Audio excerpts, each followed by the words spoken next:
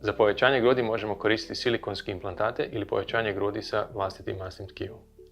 Što se tiče silikonskih implantata, imamo podjelu na nekoliko tipova, ovisno o izgledu i ovisno o strukturi materijala. Sam izgled implantata se temelji na anatomskom ili okruglom implantatu. Struktura implantata se temelji na mekanom ili tvrdom gelu. Ovisno o željama pacijentice, biramo izgled i strukturu implantata. Ako osoba želi dobiti punoću grudi kao da nosi grudnjak, baziramo se na okruglim implantatima, a ako osoba želi dobiti izgled više anatomski, onda koristimo anatomske implantate. Za postizanje što boljeg prirodnog izgleda možemo nadodati i tzv. Hybrid lift, odnosno kombinaciju implantanata i masnog tkiva. Kod operacije povećanja grudi smještamo ožiljak ispod same brazde grudi.